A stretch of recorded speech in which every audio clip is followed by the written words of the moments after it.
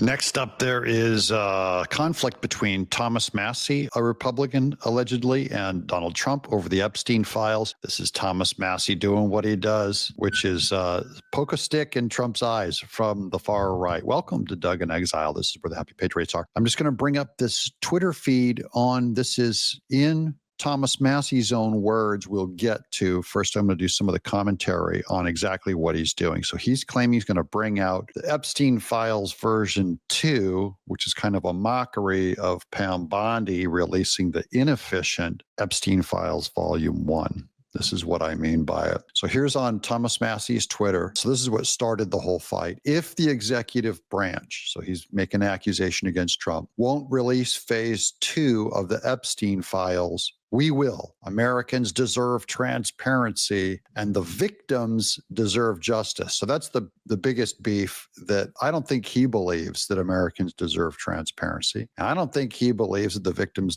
deserve justice, and I'll tell you why in a minute. So this is Thomas Massie, who in general I think is a really cool conservative guy. He built his own house. He lives off the grid. He's pretty amazing. The house that he built is pretty amazing. He can work with his hands really well. But this is just his own personal anger, I believe, at the big, beautiful bill. That he's angry that they increased the debt. And that has always been his main position, is on decreasing the debt and on fixing the budget. And he didn't get his way on it. So now he's just taking easy shots at Trump because all of the internet and all of culture and mass media are pushing this Epstein conspiracy that is working against Trump wanting to move on with his own agenda. So you'll see on this document that they printed out, it says the Epstein Files Phase 2. And this is kind of in mockery of all the social media influencers that were given Phase 1 by Trump and Pam Bondi, that ended up exposing nothing. You know, it was a giant nothing burger. So he is going in and saying, I want more. Now, this doesn't just show division between Thomas Massie and Trump. I did a video earlier about Marjorie Taylor Greene of Georgia saying that she wants to have all of the files disclosed. There's another one, Tim Burchett, he's my guy in Tennessee, who has said that they're not doing enough to release the truth about this stuff. All of it implying that they know there's something out there, though no one has ever seen one single piece of hard evidence. And that's my beef. In fact, Burchett said that they're hoping to get Ghislaine Maxwell out of jail to bring her before Congress and get her side of the story. Remember, this is someone who's doing 20 years for trafficking underage prostitutes. And I just think the whole thing, I don't think you're going to get a lot of truth out of her. She'll say anything that she can to get out of jail. So here's Jack Lombardi responding to Thomas Massie. He says, hey, look at me. I'm waving around a list of pedos that both sides of America want exposed, but only when it's politically convenient. And this is a pretty important point that a lot of people are going to make. He says, because clearly politics matter more than justice for the children. And he's an MIT graduate, so he's ripping on his degree. It says MIT can teach you how to build rockets and code AI, but it sure as hell can't teach you morality, ethics, or basic human decency. So here he's using it to politicize his own career. You're going to see it in a minute. He's going to be asking for fundraising. Now, here's Mike Johnson's response. And Mike Johnson, I think, is a pretty humble guy. And he's going back and tearing into Thomas Massie, not tearing into it, but he's just questioning his motives. Yes, ma'am. Thank you, Mr. Speaker. Just to follow up on that, I know before when you were asked whether or not you would back Mr. Massie for re-election, you didn't give a direct answer. He has some harsh things to say about your leadership yesterday related to the Epstein files. Have you made up your mind whether or not you would support him or back him against your parents? So as the leader of my party, I lead the incumbent protection program. Okay. That's my job. I go all around the country. I travel endlessly, incessantly. I have to raise over $300 million to do that. And we want everybody to come back. And some people, I try to protect them from themselves. You know, they kick and scream and bite their own colleagues. Some people seem to enjoy and trying to inflict political pain on their own teammates. I'm not going to address anybody individually, but I'll tell you that some here are much more frustrated than others. There's a small, tiny handful but one in particular who's given me lots of consternation. I don't understand. I don't understand Thomas Massie's motivation. I really don't. I don't know how his mind works. I don't know what he's. I like how he just said that he's not going to address individuals, but then he just now brings up Thomas Massie's name. What he's thinking. Thomas Massie could have brought his discharge petition any time over the last 4.5 years. Over the last 4 years of the Biden administration, he could have done that at any time. And now he's clamoring as if there's some sort of timeline on it. It's interesting to me that he chose the election of President Trump to bring this, to team up with the Democrats and bring this discharge petition. So do I have some concern about that? I do. But you know, in me and my way, I try to follow Ronald Reagan's 11th commandment, never speak evil of another Republican. My gosh, it's hard to do sometimes around here. I also try to follow the scripture. You know, it says, bless those who persecute you. So let me just say about Thomas Massie, could you just accept my Southern, bless his heart? Okay.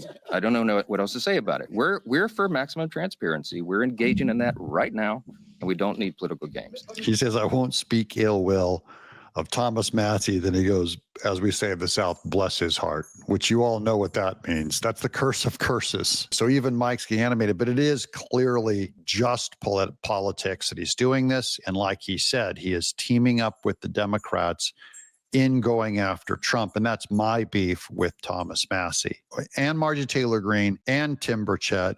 I think it's bad tactics. I think they're being used by the left and by a media that want to weaken Trump because they despise his agenda. And then all these people hide behind, we just want the truth out to save the children. But Thomas Massie never mentioned this once during the Biden administration. Here's some Twitter from Johnny MAGA. Thomas Massie has posted about Epstein more in the last day, 6 times, than he did during the entirety of the Biden administration. And I only have to ask, why? Why now? And Thomas Massie knows this is just politics. Now, here's where I'll show you what I mean. I'm going to go over to his Twitter feed. And here he is on this post. So this is Thomas Massie for Congress. This is his official fundraising for the Kentucky seat. And Trump's going to try to primary him.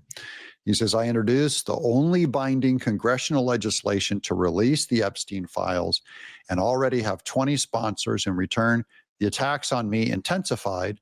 As you can guess, I'm not backing down. I'm fighting, but I need your support to stay in the ring. And then here's his fundraiser link to securethomasmassie.com/donate. Again, if you're one of the Thomas Massie's funders, you guys know I don't demand agreement. I just want clarity, and you're welcome to tell me that you support him. And I would always encourage our chat not to abuse you too much. Here he is responding to Trump's message that was earlier yesterday. It says, Thomas Massie, the worst Republican congressman, and an almost guaranteed no vote each and every time is an embarrassment to Kentucky. He's lazy, slow moving, and totally disingenuous, a real loser. Never has anything positive to add. Looking for someone good to run against this guy. Good luck. Someone I can endorse and vigorously campaign for. So he's hoping someone bubbles up from in Kentucky. And I don't know, that's Mitch McConnell land and that's Thomas Massie land. And then here's Thomas Massie with that executive branch and showing that Epstein files too that he's trying to promote. And then here's Red Pill USA. Am I the only one who thinks this is a terrible look for Trump to be posting hateful rhetoric about Thomas Massie? So he's going after Thomas Massie. As we go down this chart further and further, it's going to start to reveal some of these guys. This guy Murray, who is on the dole getting paid by anti-Trumpers. So he's a right-wing influencer, and he is paid to support Massie. So he's going, Thomas Massie might be the only genuine Republican we have in Congress. Just remember Murray's name. So he's promoting Massie as the only genuine Republican in Congress. I hope this backfires spectacularly on Donald Trump and increases Thomas Massie's popularity like it did for Trump when the media attacked him in 2016. So he's hoping that Trump going after Massie makes him more popular. It won't happen. Course. And then here's his binding resolution that he submitted to the Congress. It says Americans were promised justice. Our binding bipartisan legislation to release the complete Epstein files now has 20 sponsors. It's House Resolution 581, and I hope it gets 0 support. And there's other people that do want it. So, there you go. Here's Clint Russell. Given that Thomas Massie is pushing for a binding resolution to disclose the Epstein files, this makes Donald Trump look really bad. This is another guy, Clint Russell, paid to hit Trump and support Thomas Massie. Here's Ian Yeager with an article.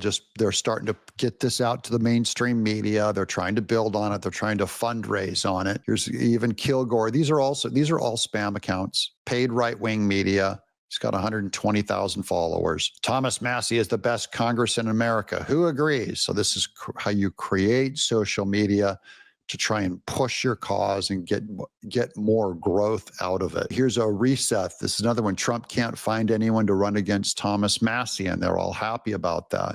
And then here's the guy exposing all the paid influencers. Thomas Massie and his influencers, likely paid, have been manipulating this platform for a long time. They've also been very wrong for a long time. These posts immediately followed the election. Now, I'm going to show you these posts, but remember, Thomas Massie graduated from MIT as an AI programmer. He knows all the tech, so he's using a lot of this promotion to manipulate X to get people to support him and undermine Trump by supporting the exposure of the Epstein files. So I'm just going to show you some of these names that come up. He says, Thomas Massie, as Secretary of Agriculture, pinch me, I'm dreaming. So they're promoting his career, and all of these tweets, they all retweet each other. So there's a suite of about 50 accounts, some of them with like over 100,000 followers, but they retweet each other. That builds you up in what's called SEO, search engine optimization. It pushes you to the top of searches and makes you more popular than your opinion might be among the general public. So here he is. These are all trying to get him. Thomas Massie has allegedly accepted a role in Trump's cabinet as Secretary of Agriculture. Of course, none of it happened, or none of it was organic from the administration. These are people putting, now this is that Murray guy that I quoted earlier, who is on the dole, right-winger. I'm a right-winger, but this is a right-winger who's getting paid. And I am not on the, I'm paid to do a YouTube channel, but I'm not paid by a private entity. He says, huge news, Thomas Massie reportedly being tapped for Trump's secretary. So I'm only saying, this is all a story being built up on the right, paid for by Trump enemies. And that's why I'm saying I think it's time to move on from the Epstein thing, get onto the Trump agenda. Thomas Massie, this is a wrong move. And I think Marjorie Taylor Greene and Tim Burchett are getting sucked in. What do you guys think? Do you want to see, would you rather have Trump's agenda go out, or would you rather see Epstein's client list? I'm Doug in Exile.